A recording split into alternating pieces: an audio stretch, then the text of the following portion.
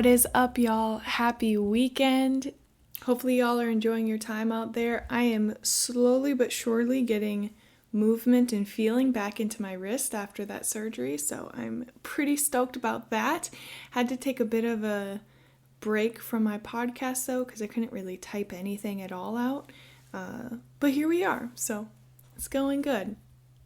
Also, I know no one wants to listen to me when I'm cracked out on pain meds, so I figured, you know what, how about a nice little vacation for everyone? And this episode this week is not going to be anything crazy. It's honestly really just an exploration, or I guess more of like a continuation of something I have brought up before. Big throwback to episode 6 with generational trauma. I just want to talk about some parental boundaries today. Kind of talk myself through some of the ideas that I've had lately. And the biggest thing that I want to start off with is this idea that it is not generally accepted and as widely accepted, maybe as it should be, and especially not within different communities of society. And what I mean by that is, if you're talking to anybody from any walk of life, and if you say, hey, my spouse, my partner, my husband, my wife, whatever, they physically abuse me, I want to leave. I feel like 9.8 out of 10 times you're going to get 100% support. They'll be like, yes, absolutely. No question about it, leave them. It's an unhealthy, it's a toxic relationship. You're better off without them, leave them.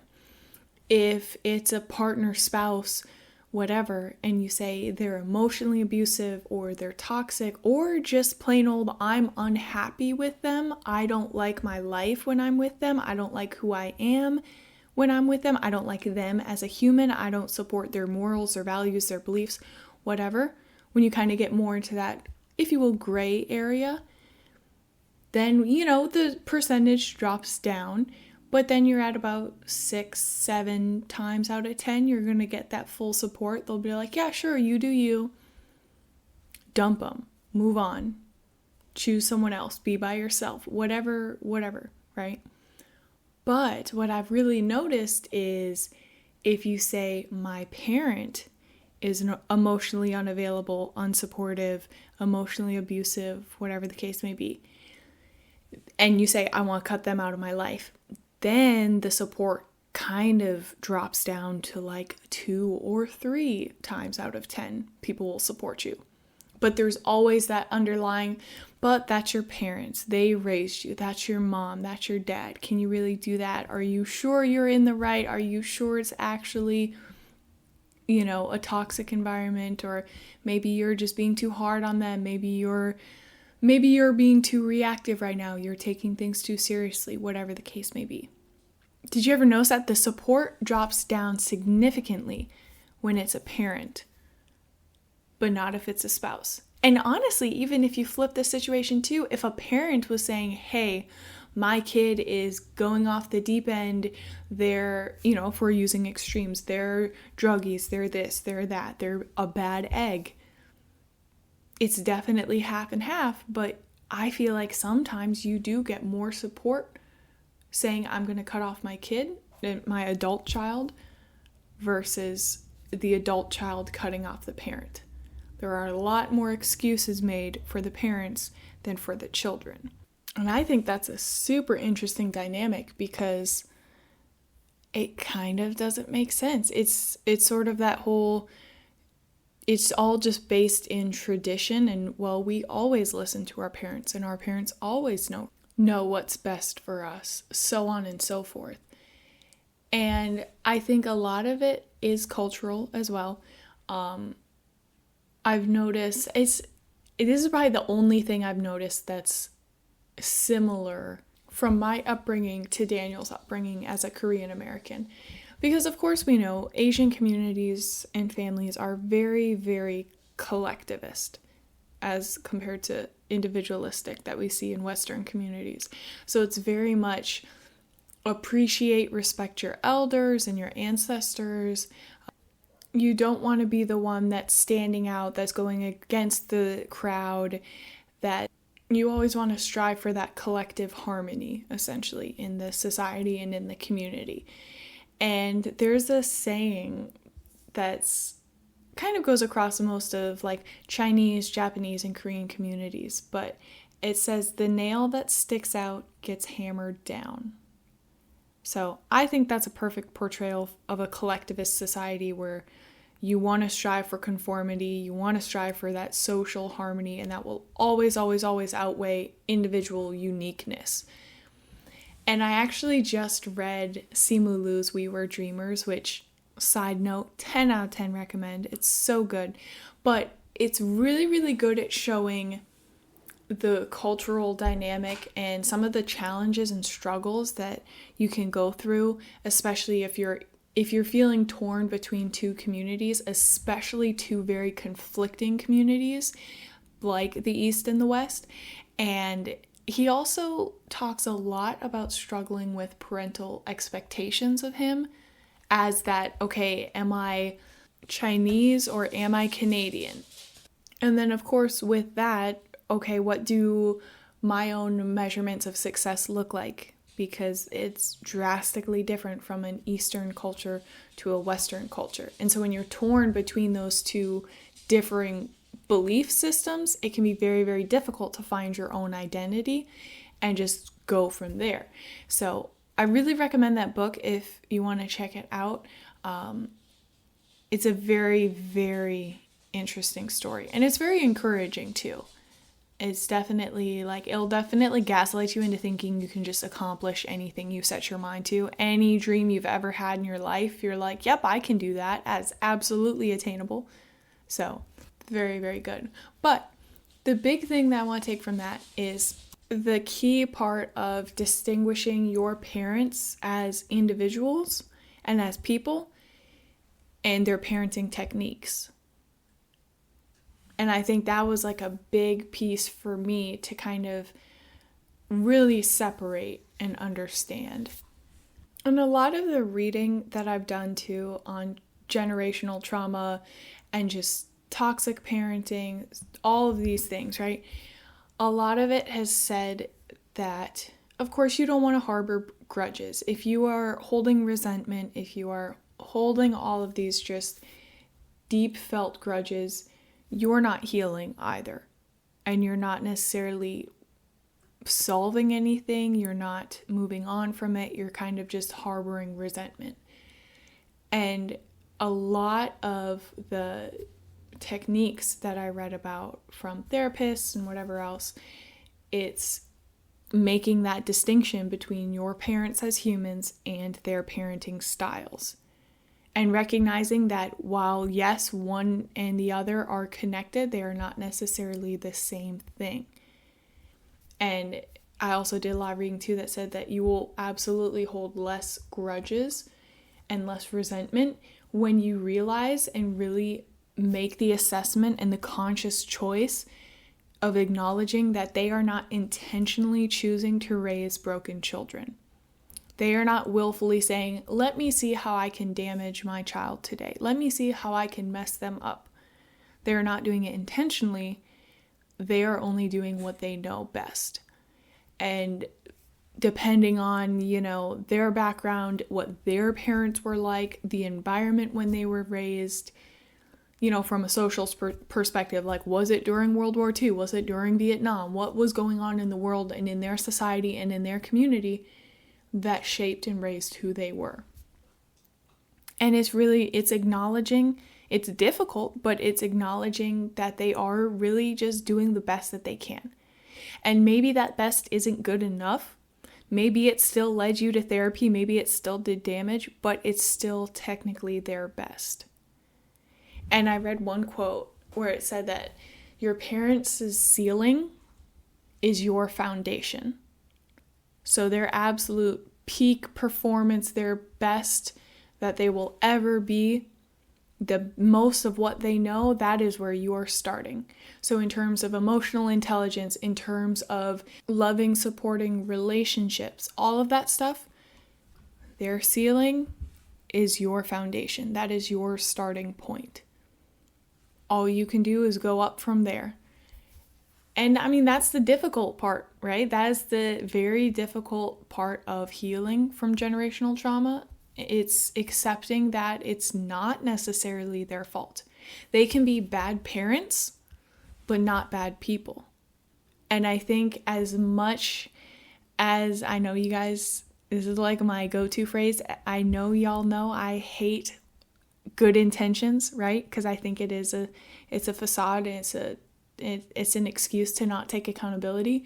However, there are caveats, and if your parents are good human beings, they have good intentions, they are not willfully choosing to hurt you, and they are just not aware of what they're doing and the consequences of their actions, if they really are doing the best that they can, I think that does count for something. If they have good intentions, it does amount to something for me. There is a caveat though, like I said, it can also be used as an excuse for terrible behaviors, to just say, oh, well, I meant well, they had good intentions. And I think the caveat to that mindset with toxic parenting is their willingness and their openness to progress or to grow. Because like I said before, and I'll say it a million more times, once you're aware of something, it is on you to change your behaviors or to remain the same and to continue on. And so I think that's where the difference is with some of these parents of like, okay, are you a bad parent or are you a bad person? It's if your kid tells you, I don't like this, I don't like when you never call me and you make me call you because I feel like whatever. Or I don't like when you make these comments to my spouse, whatever the case may be. Once you tell them, once they are aware, and once it's made clear, because it does take clear communication from both ends, but once they're aware of that, what they do from then on should be a deciding factor in if you continue that relationship with them or not, in my opinion. Because if you tell them, hey, this is a problem, this is why we're always fighting, this is why I don't feel comfortable and I don't feel the same in the relationship with you, if they take that information and say, all right, well, you're at fault, you're too dramatic, you've been living in California for too long, then there is your answer, I think. But if they were just not aware at all, and then you tell them, and they say, oh, I'm sorry, let me try and fix this. Or, oh, I didn't realize Oriental was a derogatory term. Let me use a different term. Then that's showing that they at least care. They want to make the effort to maintain a relationship with you. They want to patch things up. And I think that should count for something. Because as a society, we are rapidly progressing and growing, especially emotionally right now. I think this last generation has been great at developing themselves emotionally with their emotional intelligence and all of that, everything bundled in, mental health awareness, the whole shebang. And so you can't necessarily fault the previous generation for not having that emotional depth if they were never taught it, if they were never encouraged to use it, if they never even knew, if the term emotional intelligence didn't even exist yet, essentially. Now, like I said, I think that this last generation has been especially excellent with it, just leaps and bounds above previous generations in terms of emotional intelligence and actually taking care of ourselves first, whether that's cutting off a parent, whether that's cutting off a spouse, a significant other, whatever the case may be. I think we're starting to do better at looking out at what's best for us, especially with our mental health. And I found some studies on separating and estranging yourself, essentially, or disowning your parents. Obviously, the trends from the last few decades have been going up. Like I said, I really think that's more so just people learning to speak up for themselves, learning to separate themselves from something that's causing them emotional or physical harm. But there's definitely an uptick. So some of the first studies I was looking at, one was dated 1997, and it showed 7% of adult children had cut ties with their mother 27% from their father. Now, unfortunately, I can't really see because that's kind of all it says, and then it goes into like the family relationships and the dynamic. It doesn't necessarily say like my father was never in the picture or the father left for whatever reason. It just says that 27% did not have a working relationship with their father. So, and then jump forward a couple decades. In 2020, a similar research survey was done by a sociologist, and it showed that a pretty steep jump. It shows now that 1 in 4 Americans are estranged from their families. So that's counting in both parents, but that equates to about 67 million people. So it's a pretty huge jump, and it's also, if it's 1 in 4, that is pretty common. So that's basically very highly likely that someone you know or someone close to you does not have a working relationship with one or both of their parents, specifically for the reason of conflict. Now, the relationship therapist that was one of the leading authors on this research study, she cited the top reasons for why adult children cut off their parents. This is from what they saw in the study, and then also what she's seen personally with her own clients. Number 1 was toxic behavior, and then we have difference in values, a lack of support, physical, emotional, or sexual abuse, failure to empathize, and lastly, which I think is very interesting, changing times. So I think that one's super interesting and definitely very significant. So all of this has been from the adult child's perspective, right?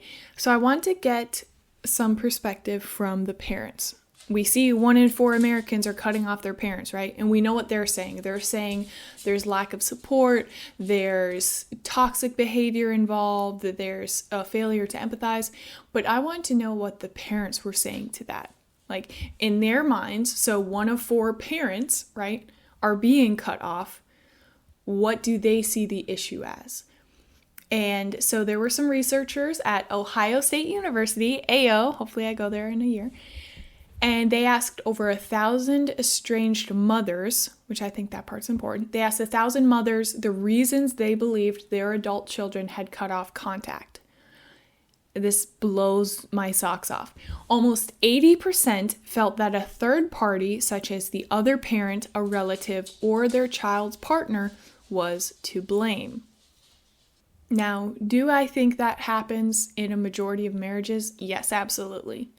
I think mother-in-laws tend to get the brunt of it. That controlling dynamic, the perfectionist dynamic, the, oh, you'll never be good enough for my son, whatever the dynamic is, right?